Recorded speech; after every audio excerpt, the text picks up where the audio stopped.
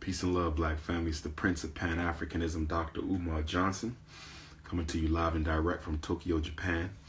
I know I just left you a brief while ago talking to the sisters about relationships and dating, the rules of romance, with regard to my upcoming book by the same title. My book will be coming out this fall or this winter, God willing, before the end of the 2017 calendar year, for sisters only.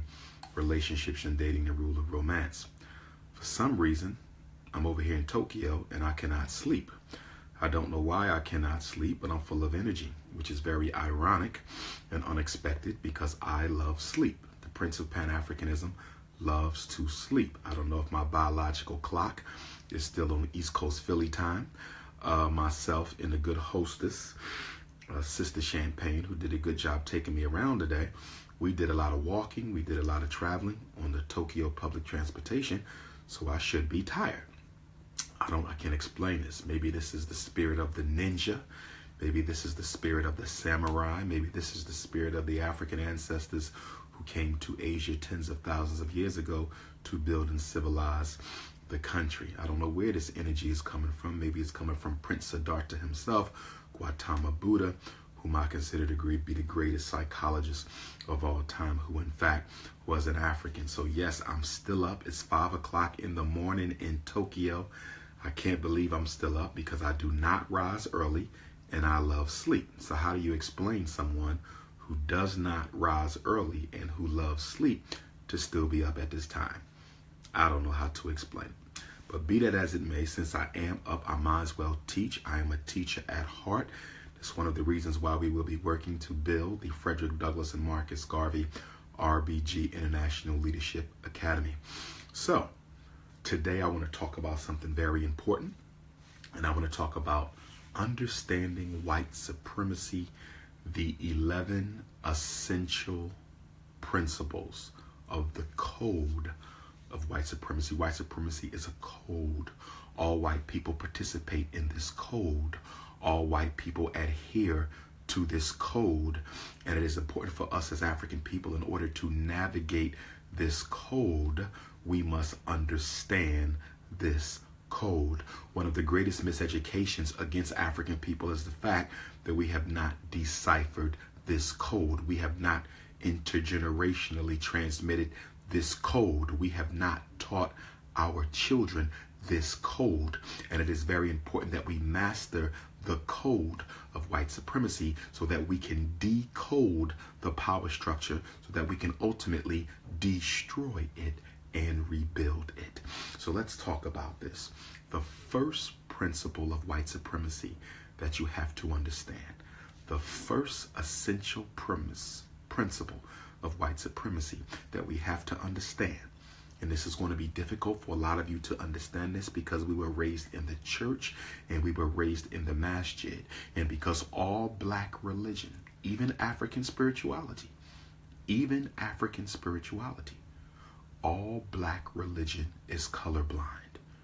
And that is one of the biggest reasons why black religion has not been able to serve the best interests of African people, because our religion, which is so essential to us as a spiritual people, our religion is colorblind. So how can a people suffering from color prejudice be freed from that color prejudice when in fact their most critical institution, the church and the masjid, is colorblind? So it's going to be difficult for many of you to accept rule number 1 because of your indoctrination. But it is my job to wake you up and bring you into the consciousness of your indoctrination so it can be overthrown. Because only that which is understood can be overthrown. Only that which is understood can be destroyed. Only that which is understood can be ultimately refuted, rejected, and done away with. So the first rule, the first of the 11 essential principles of white supremacy, the first rule of the 11 essential principles of global white supremacy is that all white people are racist. All white people are racist. Now, I know I have some Europeans trolling my Instagram and my Facebook, and I don't mind you being here because you need to be educated again. Okay, you as Europeans, as Anglo-Saxons, as Jews, as Irish, as Portuguese, as Spaniards, as Italians, you need to be educated. But I do want my white visitors to understand that I overstand that no matter how educated you become about your code of white supremacy, you will never violate that code, nor will you ever operate outside of that code. Okay, many black people are under the false, erroneous belief that if we educate white people about who we are, racism will cease to exist. Many of us as Africans believe that if we educate white people as to who we really are, racism will cease to exist. Well, I can assure you that that is a fallacy. I can assure you that that is a lie. I can assure you that that is nothing more than a fragment of your imagination. White people are already educated about who you are. That's why they are racist. You don't need to be racist against the people over whom you exercise superiority. Racism is not necessary when you're dealing with inferior people. Racism is only necessary when you are dealing with equals or people who are superior to you. The fact that we even have racism clearly connotates and denotes that African people are not inferior. You do not have to devise a system of authority, control, and domination in order to keep inferior people in check. When people are inferior to you, you don't even have to be conscious of them. Do you understand? So the fact that we have a system of global white supremacy clearly articulates and communicates to you that you are not inferior to Europeans. Facts. Facts. Facts. Rule number one, the essential rule, the first essential rule, and these are in no particular order. The first essential rule of white supremacy, the code of white supremacy, is that all white people are racist. I must say this again. All white people are racist. I must say this again. All white people are racist. That means your wife, that means your husband, that means your white sister-in-law, your white father-in-law, your white friends, your white neighbors, your white Muslims, your white Christians, your white capitalists, your white communists, your white Jehovah's Witnesses. All white people are racist. And you have to understand rule number one in order to understand the others, because they are all based upon this rule.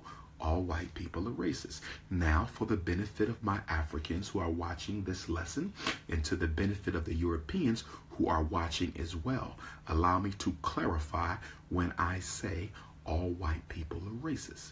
When I say that all white people are racist, that does not mean all white people hate black people. I repeat, when I say that all white people are racist, that does not necessarily follow that all white people hate black people. I don't agree with that. I do not think that all white people hate black people. I think that most white people hate black people, but I don't believe that all white people hate black people. Racism has nothing to do with emotion. Racism has nothing to do with emotion. Racism has nothing to do with anger. Racism has nothing to do with hate. Racism has nothing to do with any type of an emotion. Racism is non-emotional. Racism is thoroughly political. Racism is thoroughly economic. Racism is thoroughly intellectual. Racism does not deal in emotions. Racism deals in power. Racism deals in power.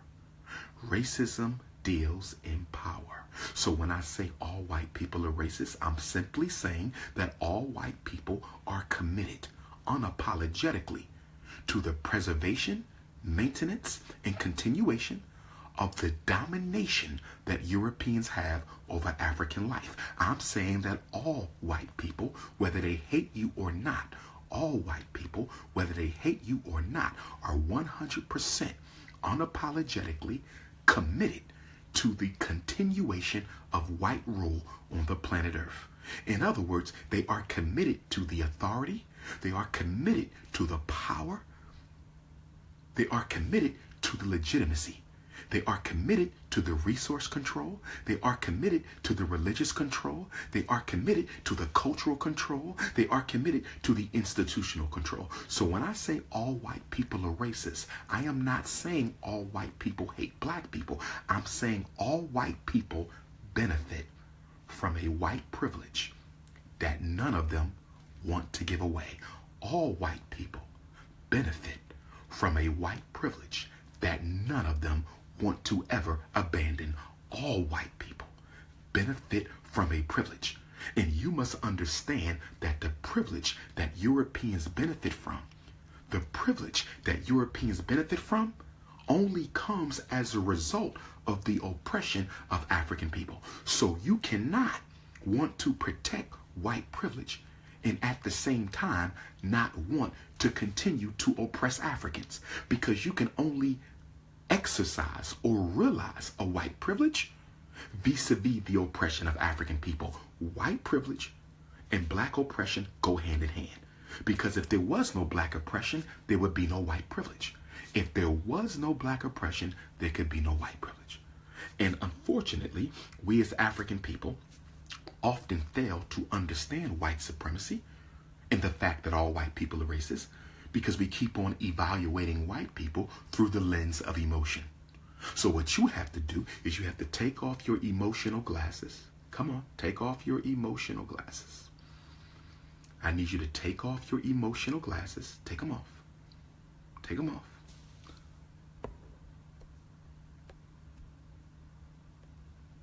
I need you to take off your emotional glasses and then put on your political glasses. Put on your political glasses, okay? You will never understand racism if you keep dealing with it from emotion. And because we keep on dealing with it from emotion, okay? And because we keep on dealing with it from emotion, we are often confused and tricked up whenever white people who we feel care about us, stay with me, when white people who we feel care about us, when white people who we feel care about us, okay, do things that clearly manifest their racism, we are confused. When white people who claim they care about us engage in thought or behavior, okay, that manifests racism, we are confused, because we say to ourselves that this is my white friend. I know they care about me. This is my white friend. I know that they care about me. Well, guess what? They may care about you as an individual African, but they don't care about us as an African people. I repeat, they may care about you as an individual African, but they don't care about us as an African people. They may care about you as an individual African. They don't care about us as an African people. And what you need to understand is that intergroup behavior is regulated by the power structure of their race. In other words, white people do not make policy. They do not make policy for individual black people. They make policy for the whole race.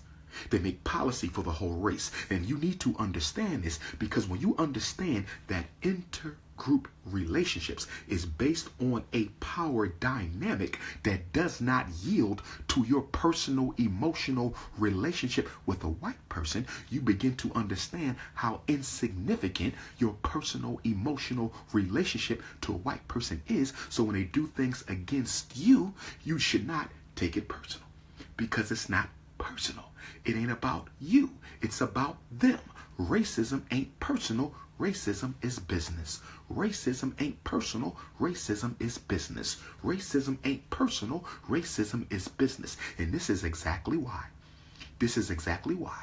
A white person can be nice to you and mistreat other black people. This is exactly why a white person can care about you and still create AIDS. They can care about you and still take the life of your child. They can care about you and still disadvantage your community. They can care about you and still miseducate our children, because you are confusing your individual personal emotional relationship with white folk with the relationship between the races. You are confusing your personal, irrelevant, insignificant relationship with Europeans. You're confusing that with the relationship that exists between the white race and the black race. It's time for you to wake up. And I was sent here to wake you up. And I am going to wake you up, even if it kills you. Because as I teach, in order for the African to live, the European inside of you must die. In order for you to give birth to your divine African self, we have to first suffocate the cracker living in your soul. Because every black man has a white man living in his body, and every black girl has a white girl living in their body. And until we perform an exorcism, until we exorcise the demon, until we exorcise the ghost of white supremacy, we can never live. We can never live. You got to kill the cracker inside and for the African to live. Facts. Facts. So never again should I hear any of you talking about the good white people in your life. They may be good white people in your life, but when they deal with us as a race, this ain't personal. When they deal with us as a race, the code through which they deal with us is systematically implemented, and there are to be no aberrations to that code. There are to be no aberrations to that code. So your personal relationship with Europeans has nothing to do with their commitment. Your personal relationship to Europeans has nothing to do with their obligation. Your personal relationship to Europeans have absolutely nothing to do with the agenda of one race to destroy and oppress another. All white people are racist. Racism has nothing to do with emotion.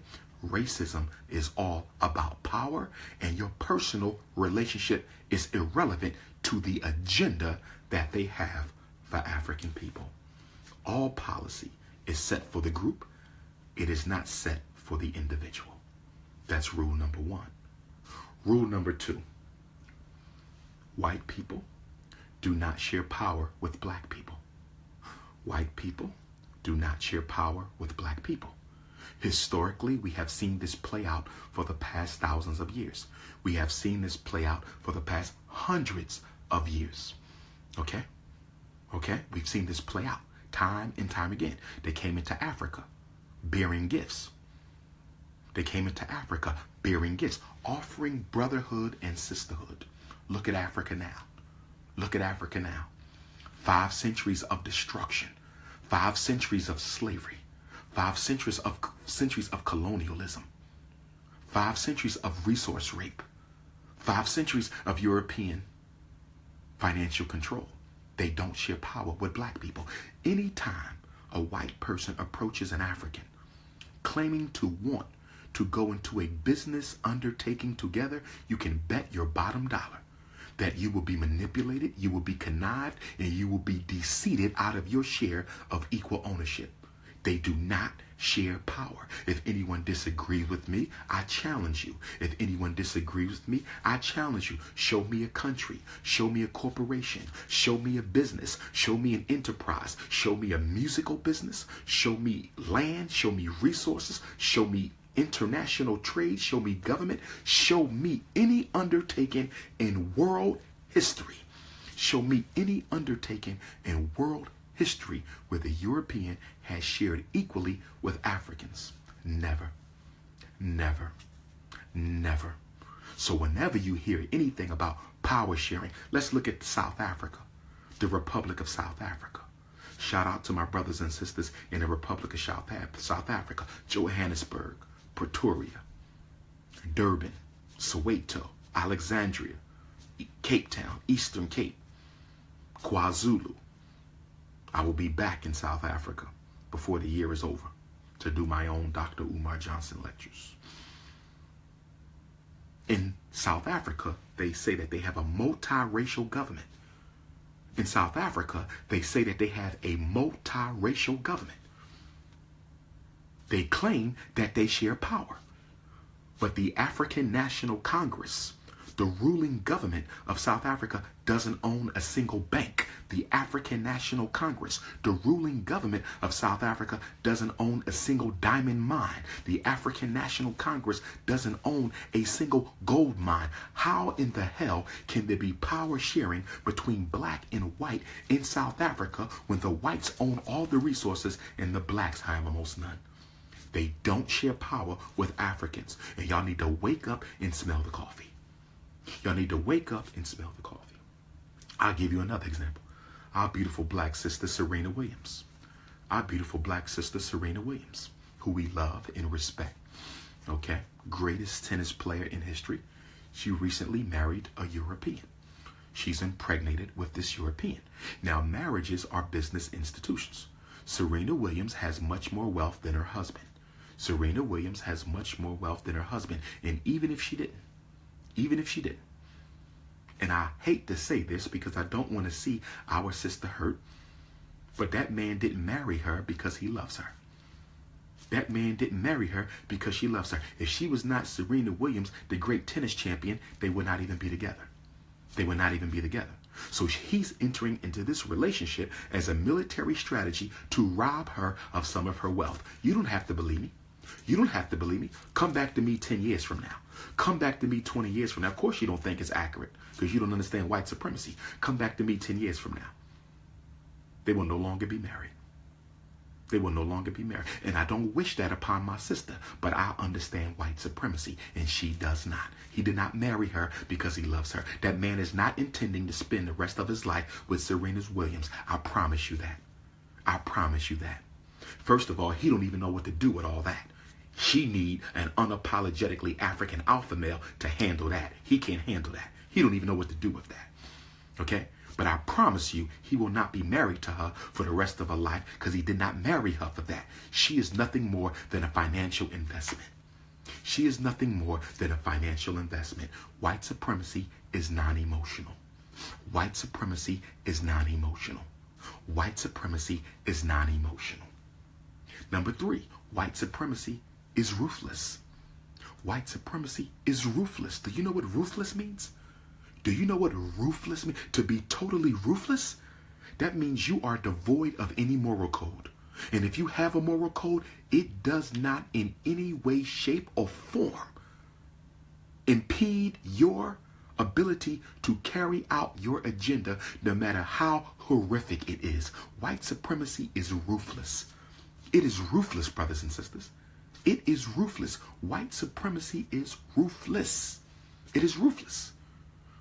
If they have to create AIDS, they will do it. If they have to create Ebola, they will do it. If they have to poison your children, they will do it. If they have to mass incarcerate your men, they will do it. If they have to homosexualize the babies, they will do it. If they have to blow the levees in New Orleans during Hurricane Katrina, they will do it. If they have to tear down the Twin Towers in New York, they will do it. Whatever they have to do, they will do it. It is ruthless. White supremacy is ruthless. It has no moral code. And this is what's wrong with black folks, because you don't understand the ruthlessness of white supremacy. So when I tell you they invented AIDS, you say impossible. When I say they invented Ebola, you say impossible. When I say they put Obama in office to homosexualize black America, you say impossible, because you don't understand ruthlessness. You don't understand ruthlessness. You've been politically miseducated by the church. You've been politically miseducated by the masjid. You've been politically miseducated by public school. You've been politically miseducated by your community. And Dr. Umar Johnson was sent by the ancestors to wake you up, because time is running out.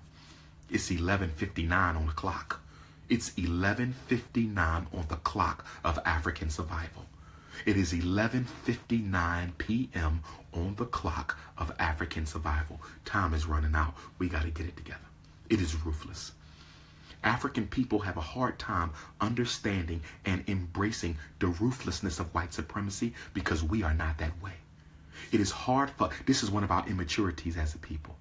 This is one of our immaturities as a people. We have a very difficult time stepping outside of our African worldview. We have a very difficult time stepping outside of our African worldview. We have a very difficult time stepping outside of our African worldview and evaluating other people from their worldview. You will never understand the European and his consciousness until you evaluate him from his worldview, not your own. African people don't create bombs. Europeans do.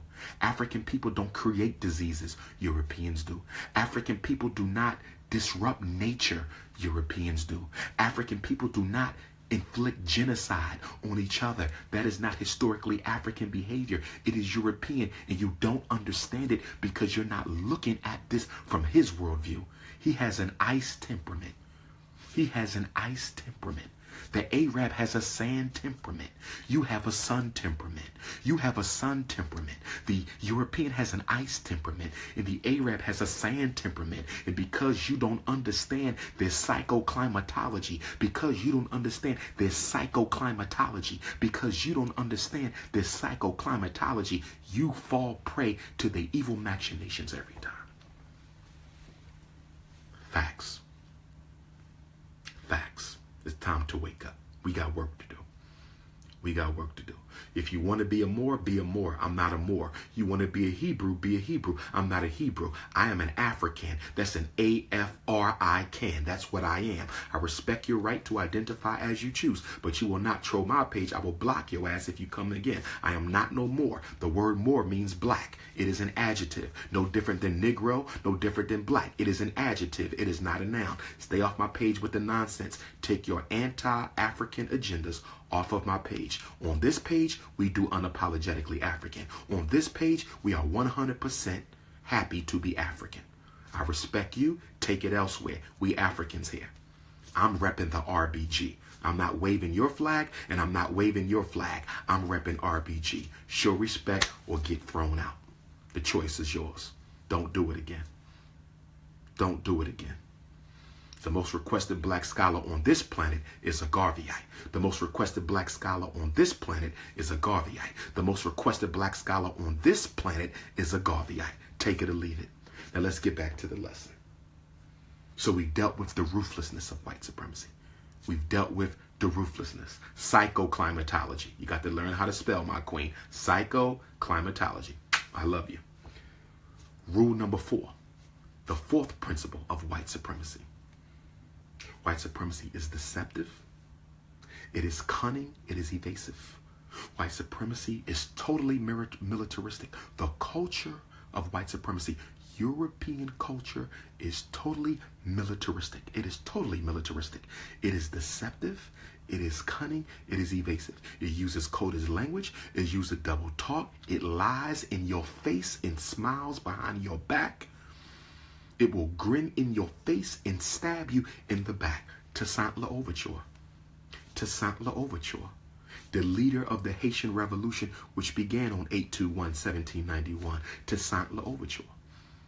He gets a message from Napoleon Bonaparte. He says, Toussaint, after all, we are brothers.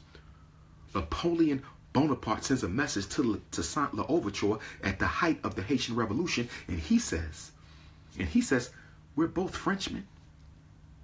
You were a soldier in the French army. Let's sit down and reason. If I need to respect Haiti as an independent government, I will respect Haiti as an independent government. But let us sit down like the Frenchmen we are. Let's sit down like brothers. Toussaint, you are my brother. I am your brother. You served in my army before. It's no need for us to be killing each other. This is Napoleon talking to Toussaint L'Ouverture. Toussaint L'Ouverture fell for the bullshit. Toussaint L'Ouverture fell for the bullshit. Toussaint L'Ouverture fell for the bullshit. He went to France, and we never heard from him or seen him again. He went to France, and we never heard from or saw him again. Why? Because he allowed Napoleon Bonaparte to psychologically disarm him. Just like our ancestors on the continent, when the Europeans showed up, we allowed them to psychologically disarm us. Many of you black men dating and married to white women, you allowed Europeans and your white women to psychologically disarm you. And you know why they're so able to psychologically disarm us? Because our religion has already made us believe that race is irrelevant. Our religions have already made us believe that race is irrelevant. Our religions have already made us believe that race is irrelevant. For my Instagram family, because I know you love and support the Prince of Pan-Africanism, I'm going to let you handle the European trolls on the page, all right? So I want you to intellectually beat their ass as long as they stay on this page, okay? Now, for the ones who are just listening and learning, we're not going to mess with them. We respect that. But for the ones who trolling, I'm going to leave that to my Instagram family to get in that ass, okay? We going to handle that.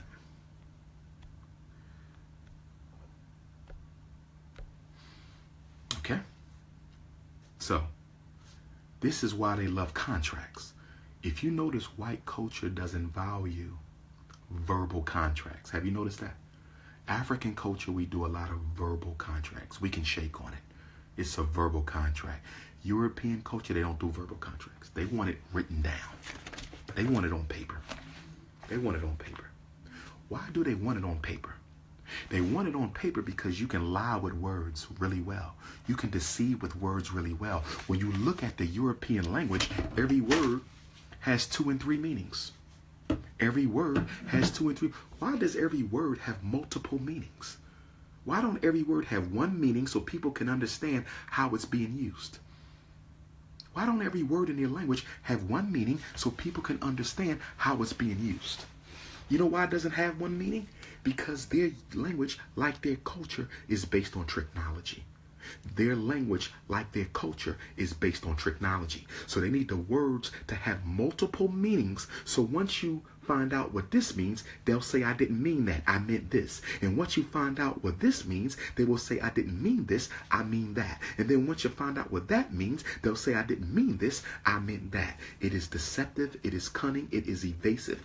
You cannot trust it. You cannot trust it. No contract you sign will be good. No legal decree that you enter into will be good, because this is white supremacy, seldom understood by its number one victims, the African man and woman. This is white supremacy, seldom understood by its number one victim, the African man and the African woman. Technology is the philosophy of white supremacy. Technology is the philosophy of white supremacy. Number 5. The 5th principle of white supremacy is it is narcissistic. White supremacy is narcissistic. White supremacy is narcissistic. That means what? That means how they see things is the way it has to be. How they feel about things is the way it has to be. The way their news reports information is the way it has to be.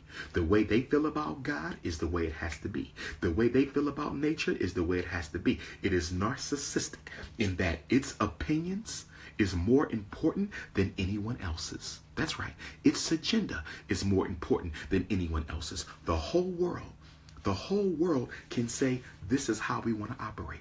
But the white supremacists will come in and say, we don't care how y'all want to operate. This is the way we want to operate. It is imperialistic. And an imperialist is a narcissist. White supremacy is imperialistic. And an imperialist is a narcissist. An imperialist is a narcissist. It is their way or the highway. It is their way or the highway. It is narcissistic.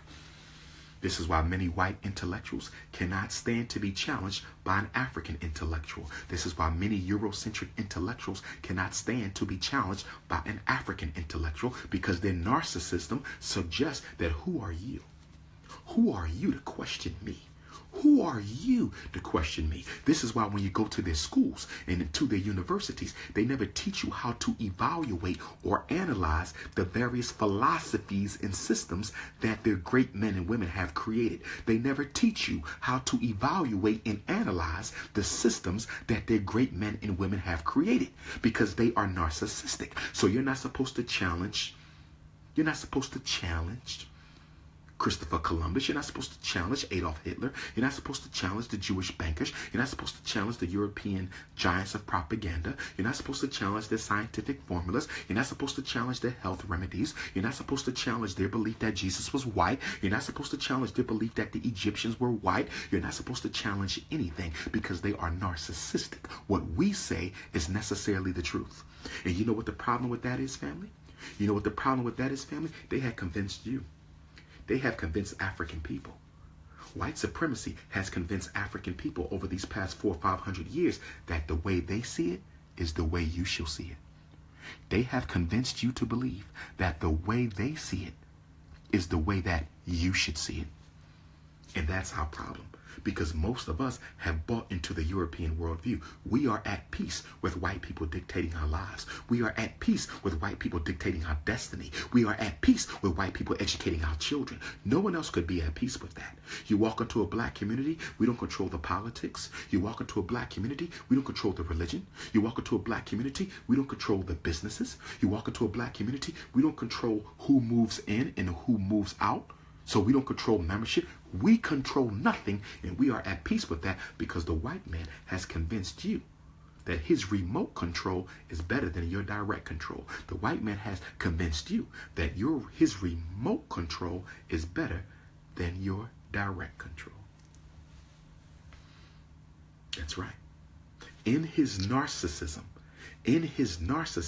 he has convinced the whole world that his way is the best way. It's so ironic. It's so ironic. We have all these doctors, but people are still dying. We have all these psychologists, but people are still crazy. We have all these criminologists, but people are still going to jail. We have all these sociologists, but we still have all these social problems. Look at all these white experts that we have, all the books and all the scholarship and all the peer-reviewed articles, and he hasn't solved a single problem yet. He hasn't solved a single problem yet. He doesn't even have a cure for the common cold, but he spends billions of dollars on medical research, and he has convinced you.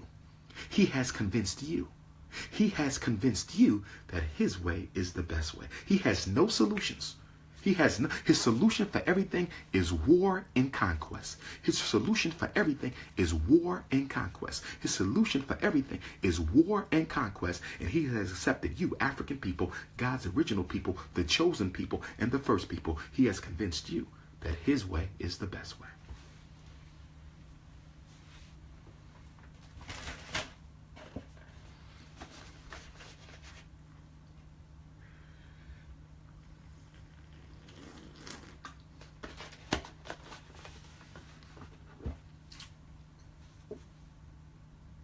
Number 6.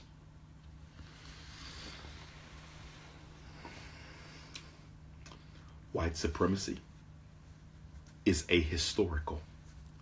Principle number 6 of the 11 essential laws, rules, principles, the code. Number 6.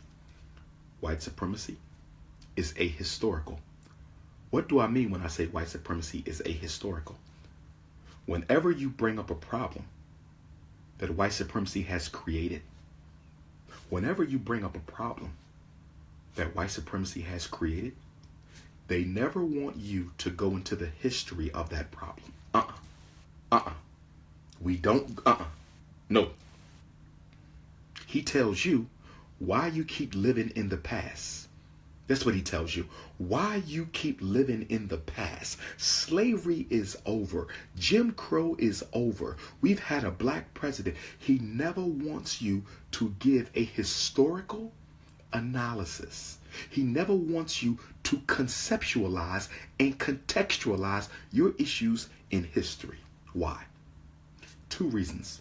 2 major reasons.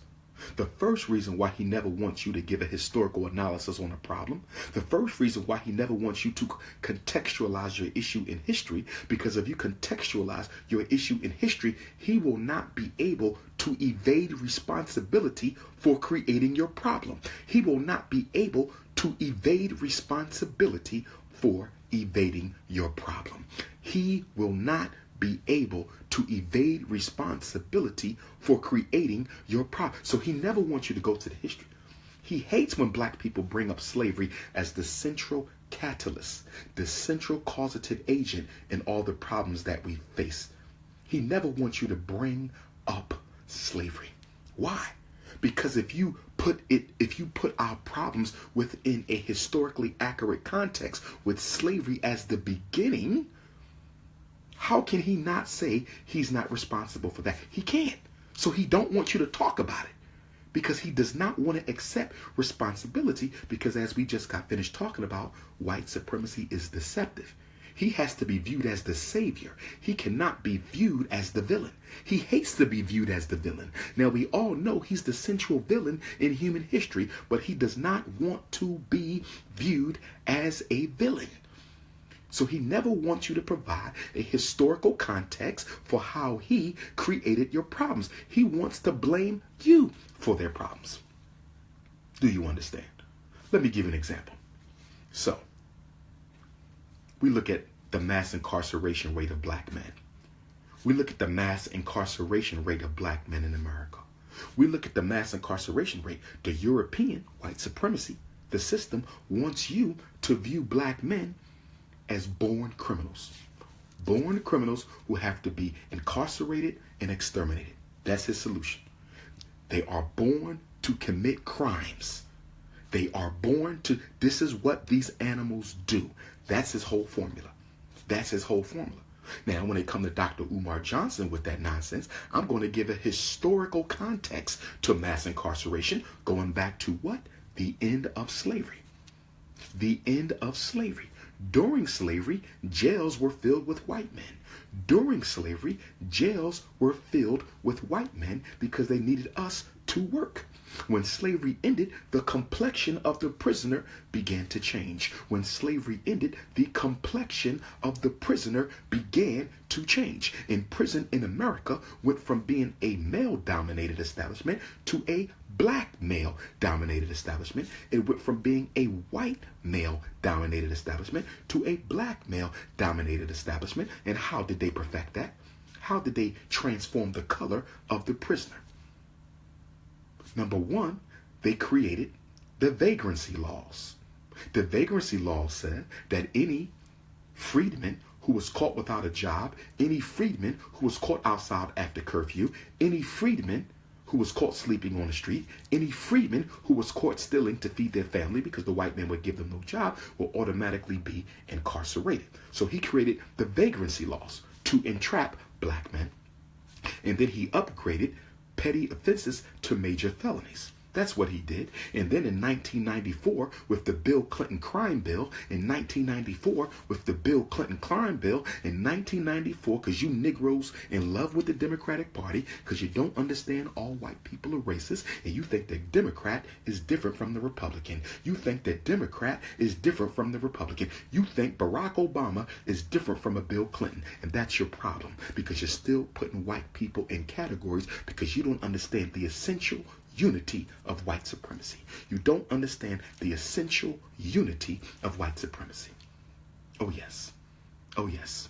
And then on top of that, after they murdered Dr. King, April 4th, 1968, after they murdered Dr. King, April 4th, 1968, they decided to neutralize the economic power base of the black community. They decided to neutralize the economic power base of the black community.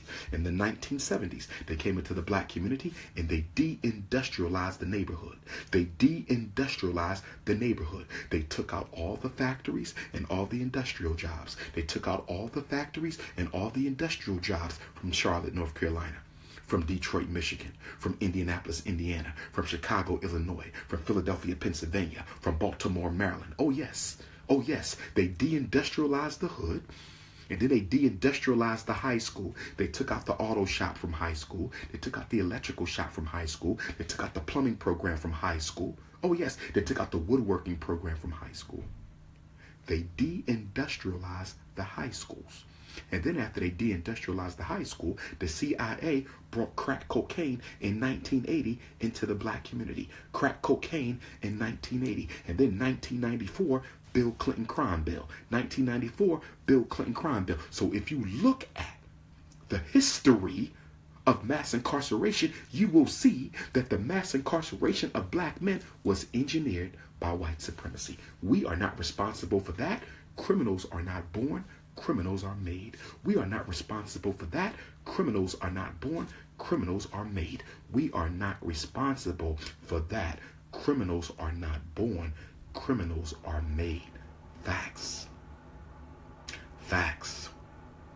Who were the criminals in the 1930s and 40s? Was Meyer Lansky black? Was Lucky Luciano black? Was Al Capone black? Was Bugsy Siegel black? Weren't they selling drugs? Weren't they running gangs? Weren't they running rackets? Weren't they breaking the law? Wasn't they evading taxes? Everything we're accused of doing today, they did it almost 100 years ago. But in the 1940s, the American government decided that they needed to unify under a white ethos. The American government decided that we need to bring all white people under the banner of whiteness. Whiteness as a weapon. And so they upgraded the Irish to white, and to reward them with their new white status, they gave them the police departments in the inner cities. They gave them the police departments in the inner cities. Someone needs to do a systematic analysis on the cultural ethnicity of the police who kill black people. Okay? George Zimmerman, I believe, was half Jewish. Darren Wilson was of what ethnicity? The officer that killed Tamir Rice, of what ethnicity? The officers that choked Sandra Bland, of what ethnicity? And you will find Jewish, Irish, and Italians predominantly, because they gave the police department to the Irish. And then they gave the fire department to the Italian. They gave the fire department to the Italian, and they gave the European Jews the civil service jobs. The civil service jobs. This is the history. This is the history. You understand? But they don't want you to do a historical analysis. He's ahistorical. He never wants you to go back. He never wants you to go back. He don't want you to say, well, let's go to Nile Valley culture. Since y'all so great, let's go to Nile Valley culture. Who taught your Greek and Roman philosophers? Where did they come from? Where did they come to learn? Where did Plato come? Where did Aristotle come? Where did Plato, Aristotle, Socrates, Epictetus, where did they come from? Your gods, where were they borrowed from? Why was Socrates murdered? Socrates was murdered for bringing Egyptian god science into Europe. Socrates was murdered for bringing African god science into Europe. They don't want to do no history. You know why they don't want to do no history? Because they have none beyond 1000 BC. You know why they don't want to do no history? Because they have none beyond 1000 DC. You know why they don't want to do no history? Because they have none beyond 1000 BC. The first literate European is who? The first literate European was who? Homer. Homer, who wrote the Iliad and the Odyssey. Homer, the first literate European. They had no literature before then. There was no intellectual societies in Europe before then. Their intellectual heritage goes back to 1000 BC. If I'm wrong, prove it. Their intellectual heritage goes back to 1000 BC. That's it. Most of the pyramids were already built by then. We have already mapped the stars by then. We didn't already create spirituality by then, mathematics by then.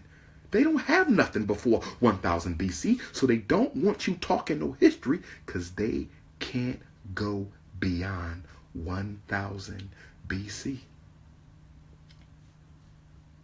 Facts.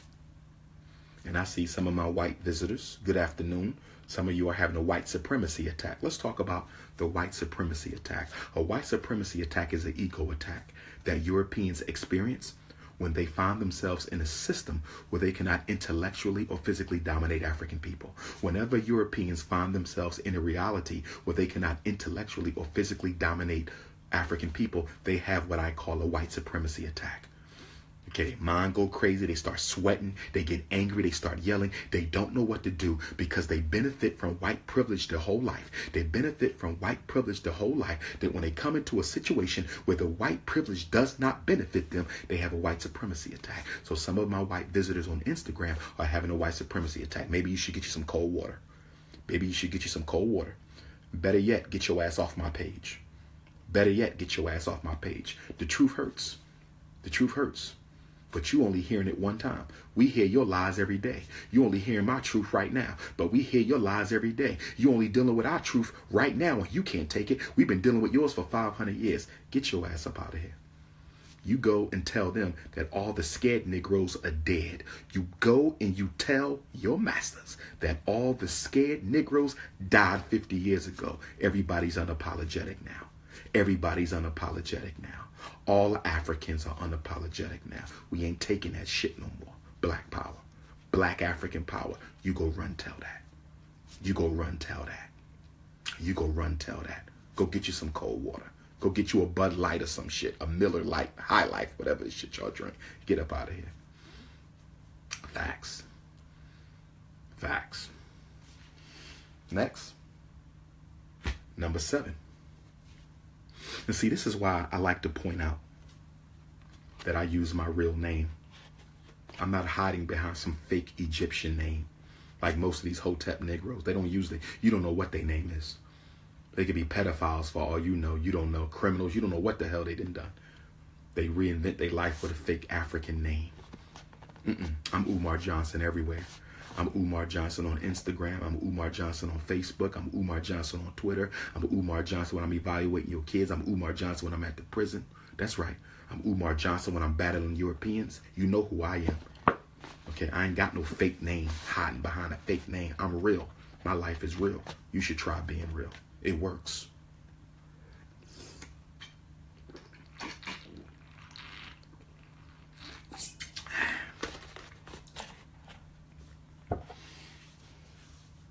Number 7. Number 7. White supremacy is pseudo-scientific. This one is important. This one important. White supremacy is pseudo-scientific. What does that mean? What does that mean when I say white supremacy is pseudo-scientific? When I say white supremacy is pseudo-scientific, what I'm saying, family, is they love to tell you that what they believe has been proven through scientific research. Stay with me. This is important. When you study the rise of racism, you will find that it was the scientists who created it.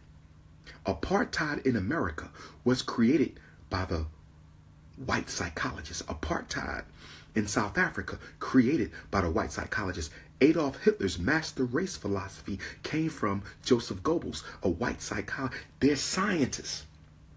They use their scientists to create lies and then conduct pseudo research.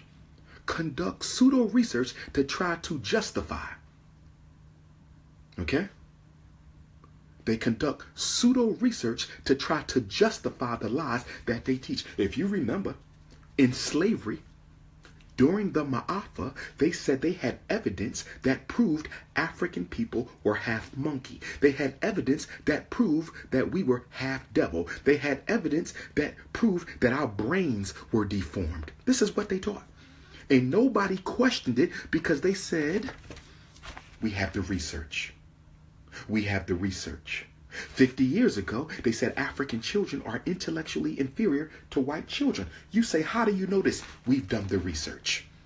Anytime you tell, Ebola came from a monkey. AIDS came from a monkey. How do you know AIDS came from a monkey, Mr. White Man? Because our scientists have done the research. Our scientists have done the research. Hey, Mr. White Man, there's certain things that we shouldn't eat. It's not good for African body and African DNA. You should not even sell these things. People should not even be allowed to include these ingredients in food. No, it's okay. It's perfectly healthy. How do you know? We've done the research. And so they have been able to get people to back off of challenging their conclusions, because every time you challenge white folk on what they believe, they bring out their fake science. They bring out their fake science. And we got Negroes in the conscious community. We got Negroes in the conscious community running around asking Dr. Umar Johnson, where is your research to prove ADHD ain't real? Asking Dr. Umar Johnson, the top black school psychologist in America, where is your research to prove learning disabilities don't exist? Where is your research to prove that there's a school? This is what you Negroes do. Caught up in the white man's science. Caught up in the white man's science. We need to see research. They said, we read Dr. Umar Johnson's book and we didn't find any studies. You know why you didn't find no damn studies? Because I've been doing this for 20 years. I am the damn study. I don't need no white man from no university to support my findings. I speak the truth. As African people, our bar is not research. As African people, our bar is truth. We stand on truth. We don't stand on no research. Just because you put it in a book and say you conducted some controlled trials don't make it the truth. That don't make it the truth. They've been pushing pseudoscience on African people since the beginning of time, and you got the audacity,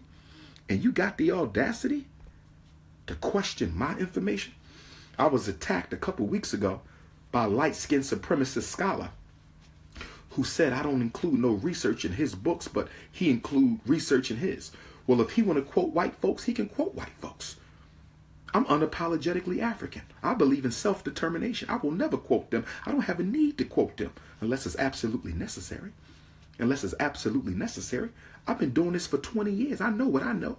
I've standardized tests. I've conducted evaluations, thousands of them. Why? With my expertise, with my history, with my background, with my experience. Why do I need to go see what they saying at Syracuse University? Why do I got to go and get information from a white man to prove what my own African intelligence has revealed to me over the course of 20 years doing this work? Get your ass out my face. Get your ass out my face. So how do we know what you're saying is true, Dr. Umar Johnson? I tell you what you do. You conduct a survey. You go across America and you said, are there any parents here who has taken the advice of Dr. Umar Johnson? Are there any African parents who have taken the advice of Dr. Umar Johnson for your child? Can you please tell us the outcome of following his advice? I got a 100% record house Negro. I got a 100% record house Negro. 100%. When parents do what I tell them to do, we win. Period. Point blank in the story. That's your research. That's your research. White supremacy is pseudoscientific. And a lot of you Negroes, you go to college like I did and get a doctorate degree like I did, and you start worshiping the white man's scholarship. That's what's wrong with half of y'all. That's what's wrong with half of y'all. Y'all worship the white man's science. Well, he said this, and he said this, and they found this. That ain't nothing but lies. The best way to get people to swallow a lie is to make it look scientific. You falling for that? You falling for that? You falling for that? The best way to make your lies look like truth is to make people think it's scientific. Please. Please. Number 8. White supremacy is totalitarian and dictatorial. White supremacy is totalitarian and dictatorial. White supremacy is totalitarian and dictatorial. What does that mean, black man and woman? That means that there is no one or no thing that is outside of its control. It preys on everything. It is totalitarian. In other words, you're not allowed to exempt yourself from it. You're not allowed to exempt yourself from it. This is why brothers and sisters who say, we want the United States government to give black people a couple of states so we can build our own country. We want the United States government to give us a couple of states so we can build our own country. Well, we have a problem, family, because white supremacy is totalitarian and dictatorial. So if white supremacy is totalitarian and dictatorial, even if they give you a couple of states, you still ain't free, because they are totalitarian and dictatorial. There's nowhere you gonna go where you're not gonna have to deal with his wrath. So then some of you come to us, the Pan-Africanist, the revolutionary Pan-African nationalist. Y'all come to us, the Garveyites. Y'all come to us, the African fundamentalists, and you say y'all believe in repatriation. Well, a white man is in control of Africa too. So how are we going to be free running over there? And to that we say, hold on, I got a Ku Klux Klan member on my page. Let me block this Ku Klux Klan member. Nobody's scared of y'all no more. Fuck out of here. Okay? So anyway, what was I about to say before the Klan man distracted me? Oh, y'all say y'all going to Africa. What y'all going to Africa for if the white man run Africa? And to that we would say we're not going to Africa to escape the white man, because white supremacy is totalitarian. It's totalitarian. We're going to Africa Because when we study geopolitical strategy, we conclude that in Africa, we have the best chance of waging and winning the war against white supremacy. Facts. Facts. We're going to Africa, not only because it's home, not only because it is the jackpot of all nations, everybody wants Africa, but because that is where we dominate as a race. That is the land of the blacks. If we go there and fight from there, we have the greatest opportunity for victory. That is why we go to Africa. Not to run away, but to increase the chances of victory. That is why we go. Facts. It's totalitarian. It's totalitarian. Okay? And because it is totalitarian, black bourgeoisies fail to realize that once they use them against us, they coming for them.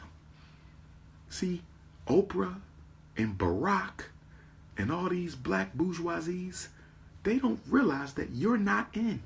If you think you're in, go ask Bill Cosby. If you think you're in, go ask Bill Cosby. If you think you're in, go ask Bill Cosby. He thought he was in. He thought he was in. Bill Cosby made his career off of making white folks laugh. And when black people stood up against racism, he defended the system and told us to go somewhere else and stop blaming racism. And now look, racism done bit him in the ass. Racism done bit Bill Cosby in the ass. Why? Why? Because it is a total system to oppress and exterminate Africans. White supremacy is total. Barack Obama not exempt. Oprah Winfrey not exempt. LeBron James not exempt. Steph Curry not exempt. Bill Cosby not exempt. It is total. It is total. It is a total system.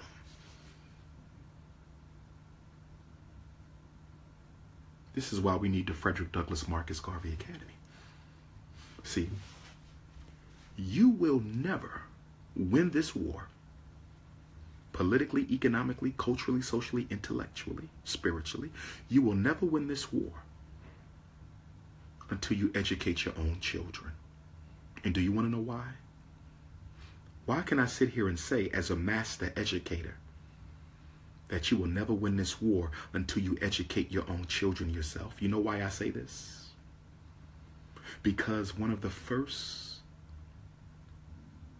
goals of education is to make children of the victim loyal to children of the oppressor.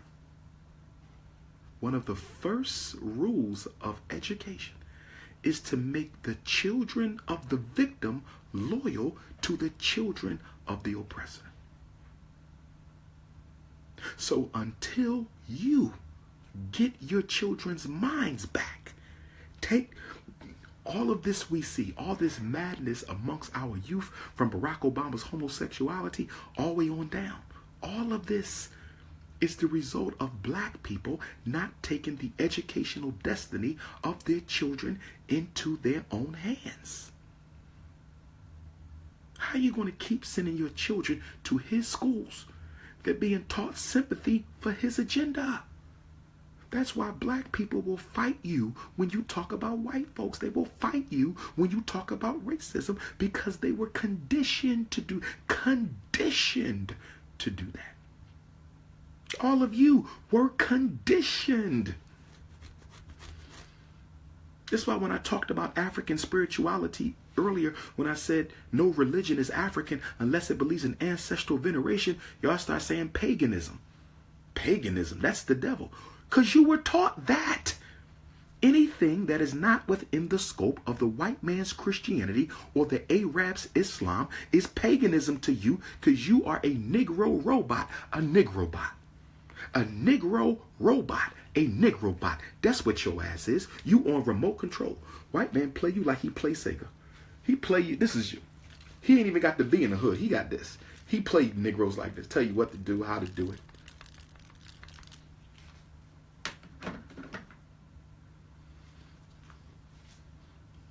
Negroes beating me down. Talking about where the school at. Like I can open and run a school on $500,000. Are you crazy?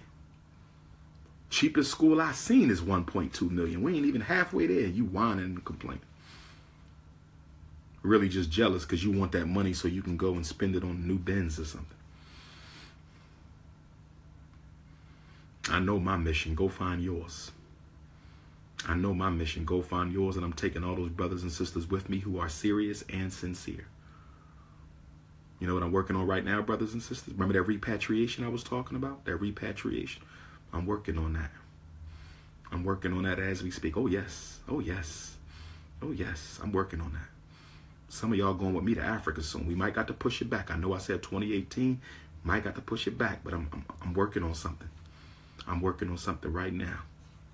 I'm working on something right now, and I'm going to take the serious people with me, not no nuts. Not no nuts and part-time haters. You see? And I'm not taking none of my frenemies, okay?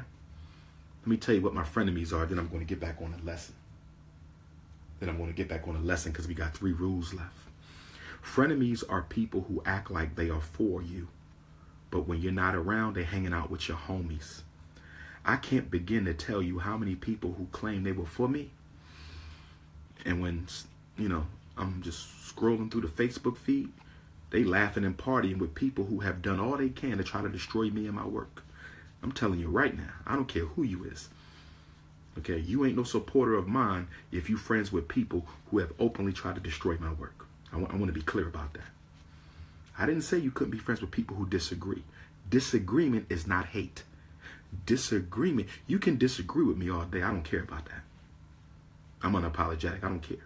If you friends with people who disagree with Dr. Umar, that's all right. Your husband may disagree. Your wife may disagree. That's all right. I'm not talking about disagreeing. I'm talking about aggressive hatred. Aggressive hatred is what I'm talking about. Ain't no way in hell you with me and you rolling with aggressive haters. I don't get down like that. I'm a Leo. I am a Leo. I'm a son of the sun. And loyalty is very important. Loyalty is very important. Loyalty is very important. Okay? Let's keep on going. The 9th rule of white supremacy. White supremacy is propagandistic. White supremacy is propagandistic. What do I mean when I say white supremacy is propagandistic? When I say white supremacy is propagandistic, I'm saying that they control the flow of information to serve their agenda. They own CNN, they own Fox, they own USA Today, they own the New York Times, they own the LA Times, they own the black newspapers, they own cable. They control the flow of information, and in controlling the flow of information, they control the consciousness of the people. By controlling the flow of information, they control the consciousness. The consciousness. They control the consciousness of the people. They control the consciousness of the people. They control the consciousness of a people. You understand? They control the images of black people, because y'all don't understand that media is not entertainment. Media is political programming. Every TV show, political programming. Every rap song, political programming. Every newspaper article, political programming. Remember, I've taught you before that before you exterminate the body, you must exterminate the image in popular culture. Before you kill black men, you must exterminate the image of black men in popular culture. Before you kill black women, you must exterminate the image of black women in popular culture. And this is why I would argue that they have all these reality shows. Reality shows were invented to kill the image of the black woman. Gangsta rap was invented to kill the image of the black man. Reality shows was invented to kill the image of the black woman. And gangsta rap was invented to kill the image of the black male. Every rap song you listen to, it ain't nothing but killing other black men, going to jail, selling dope, exploiting women and worshiping materialism. Every damn song you hear, different artists, different beat, different flow, same message. Indoctrination. And y'all let y'all children listen to this all day long. Look at the reality shows. All the women are thirsty. They ain't got no man, can't find a man, can't trust man, long weave, materialistic, sexually objectifying their body. Look at these images. And you know what's so sad about this, African people? Do you know what's so sad about this, African people? We are participating in the extermination of our own selves. We are the first people in human history marked for genocide who participated in the extermination of their own image. You're the first people. You can't name another people in human history who were marked for extermination and gladly and willingly participated in the extermination of their own selves. I'm not here to be your friend. I'm here to wake you up. I'm not here to be your friend. I'm here to wake you up. I'm not here to be your friend. I am here to wake you up. 10th principle. Principle number 10. White supremacy is unjust. U-N-J-U-S-T.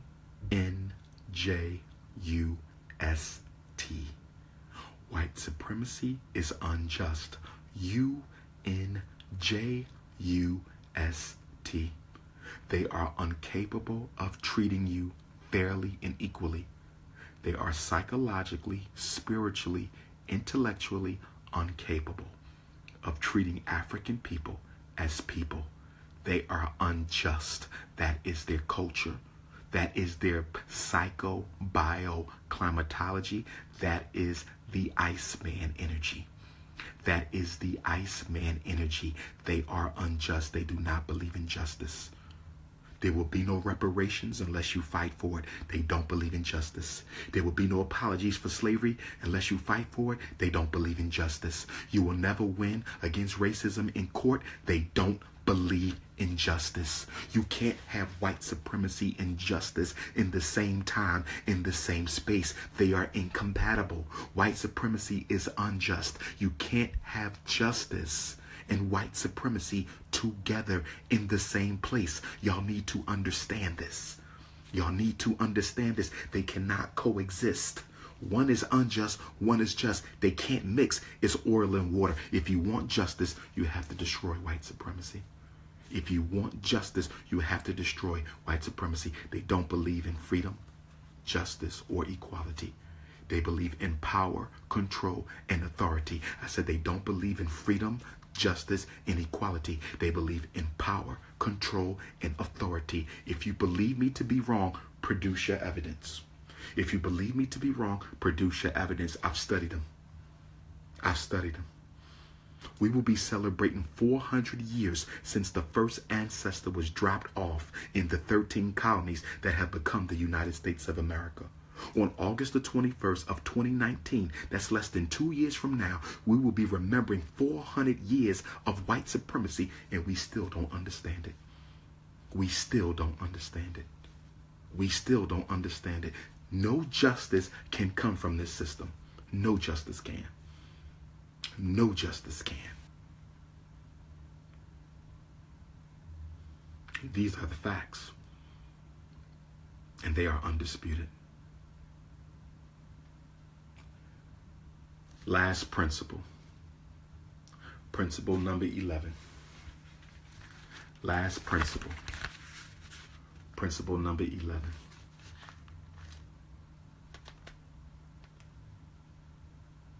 White supremacy, its systems, its institutions, its leaders, its men, its women, its religions, its schools, its churches, nothing in its system, nothing can be trusted.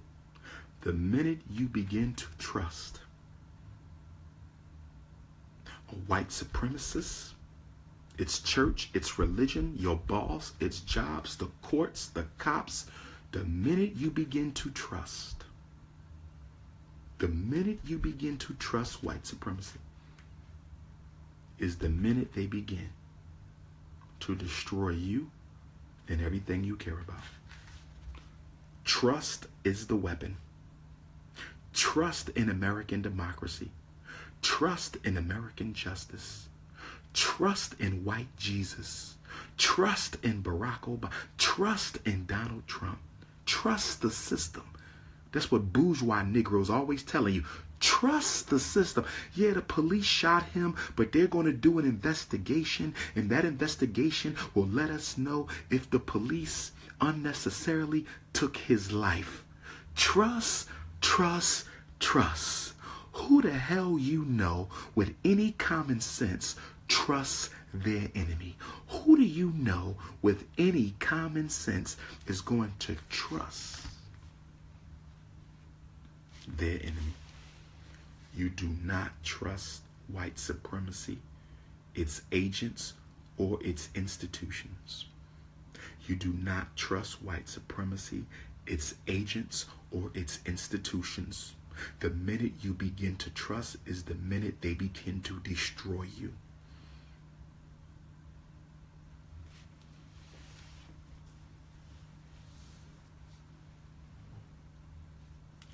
Facts.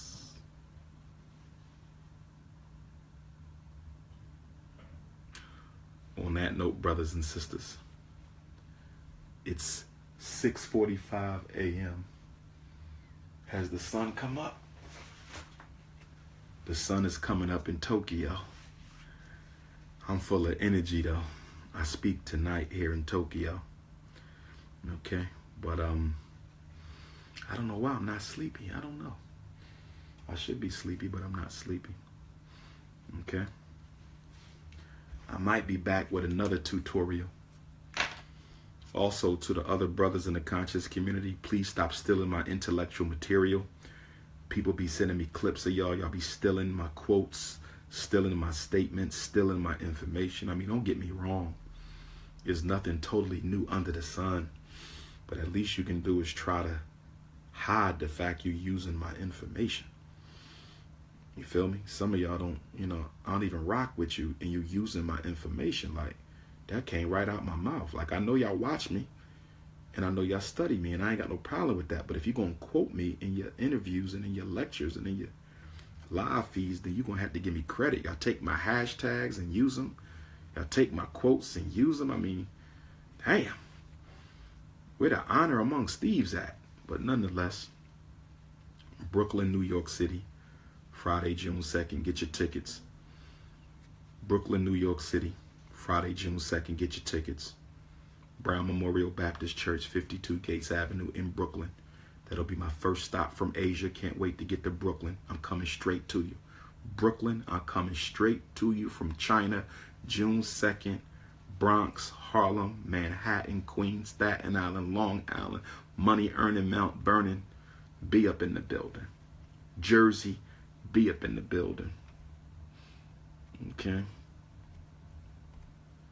Coming to you. Detroit for the National Independent Black Parent Association Training Conference. I'm hoping a lot of you from around the country join us in Detroit for the National Independent Black Parent Association Training Conference. Okay, Ireland. I done seen you a couple times, Ireland. We can do a lecture in Ireland. I'm going to be in the UK. So what you can do is send me a message and I'll put you in contact with my United Kingdom host, my organizer, the good sister, and we'll try to get up to Ireland while we over in the UK. I ain't got no problem coming to Ireland. Okay? So just get me, hook me up with that. All right? But June 9th and 10th in Detroit, we need y'all to come on out. It's a national conference to train you. Dr. Umar Johnson will be training you to come back home and be a leader. To be a leader of the National Independent Black Parent Association where you live. To be a leader of the National Independent Black Parent Association where you live. You can register now. princeofpanafricanism.eventbrite.com. If you want to go to Africa with me, we're going to Ghana, Togo, and Benin. If you want to go to Africa with me, we're going to Ghana, Togo, and Benin, July 27th to August the 10th. Ghana, Togo, and Benin, July 27th to August the 10th. Okay, text me, email me. I will send you the link. It's not too late. You can still register. We hype. We going to Africa. Let's get it popping.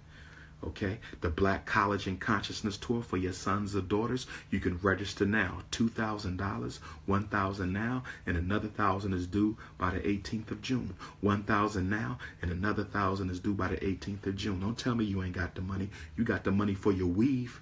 You got the money for your car note. You had the money for your New Year's party. You had your money for the 4th of July. You had your Easter money. You got your Christmas money. Just be honest and say, my child ain't worth it. Just say it.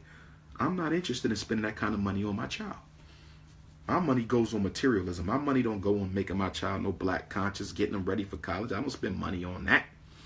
Just be honest with yourself. Don't make excuses. You don't value your child's consciousness. You don't value your child's future. You don't value your child's knowledge yourself. Just be honest with yourself. But for those of you who do value, you can go ahead and register now.